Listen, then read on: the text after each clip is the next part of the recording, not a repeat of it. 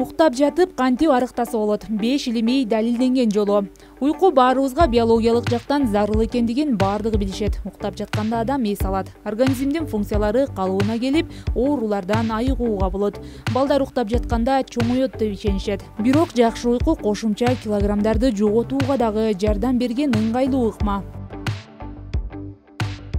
Атайын жүргүзүлгөн изилдөөлөрдүн натыйжалары көрсөткөндөй, 8,5 саат уктаган адам 5,5 саат гана уктагандарга караганда 2 эсе көп май жоготушкан. Уктап арыктаңыз. Уйкуга чейин белгилүү бир адаттар бар. Алар уйку учурунда арыктоого дагы таасирин тийгизиши мүмкүн. Аларга кызыгасызбы? Ушул жөнөкөй трюктардын жардамы менен өз денеңизди алдап, анын ишин бир аз арыктоого багыттай аласыз. Салкын жерде уктаңыз. Сиз жаткан бөлмөдө температура өтө жогору болуп калса, уктап калуу кыйыныраак болуп калат. Адамдын түнү бою укташ үчүн дененин температурасы төмөндөшү керек.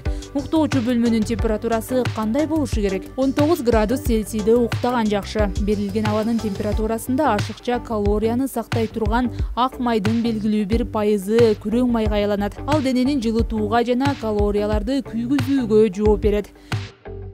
Өзүңүзгө убакыт бөлүңүз. Жатаардан мурун убакыт жетишсиз болгон күнүмдүк иш-чараларды бүтүрүүгө аракет кылабыз. Жана бул түнкү уйкунун сапаты үчүн анчалык деле пайдалуу эмес. Адистер үй жумуштарын эртеңкиге жылдырып, бул убакытты уктаардан жарым саат мурун өзүңүзгө жумшоону сунушташат. Эс алып, көңүлдү тынчтандырган нерсе жасоо пайдалуу. Бул учурда китеп окуу же косметикалык процедуралар жакшы таасир берет. Жыпар жыттуу майлар менен ваннага түшкөн да пайдалуу. Жарыкты өчүрүңүз. Бөлмө ичинде жаркыраган жарык мелатониндин маанилүү уйку гормонун өндүрүүгө тоскоол болот. 2014-жылы Оксфорд университетинде кызыктуу изилдөө жүргүзүлүп, түнкүсүн абсолюттук караңгылыкта уктаган аялдар ашыкча сезимдик диагнозу менен жарык бөлмөдө уктагандарга караганда 21%га аз экендигин тастыкташкан. Ошондуктан кеч киргенде жумшак, күңүр жарык пайдалуу гана эмес, зарыл болуп эсептелет. Жатаар алдында жеңил гимнастика. Уктаар алдында жигердүү физикалык көнүгүүлөрдү жасоо сунушталбайт, анткени ал кошумча энергия зарядын берет. Бул уйку алдында такыр эле зарыл эмес. Жеңил гимнастикага көңүл буруунун мааниси бар. Бул сиздин денеңиздин толук эс алуусуна жардам берет. Атайын терең диафрагмалык дем алуу көнүгүүсү пайдалуу болот. Муну кантип жасоо керек?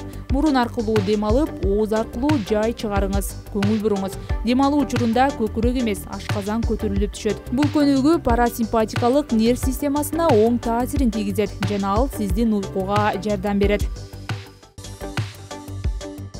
Түндө спирт ичимдиктерин ичүүдөн баш тартуу. Ичкиликтин акылга сыярлык өлчөмү эртерээк уктап калууга жардам берет деп ишенишет. Бирок бул каражат бекем жана толук уйкуга кепилдик бербейт.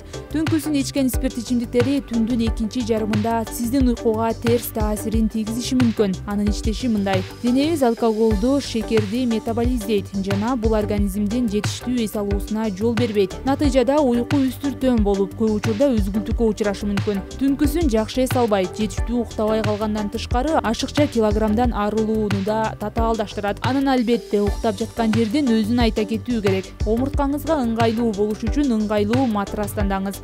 Сиз уктап жаткан жаздыктын мааниси дагы чоң. Моюн омурткалары түнкү эс алуу учурунда чыңалууга учурабашы үчүн ал өтө көөлөмдүү болбошу керек.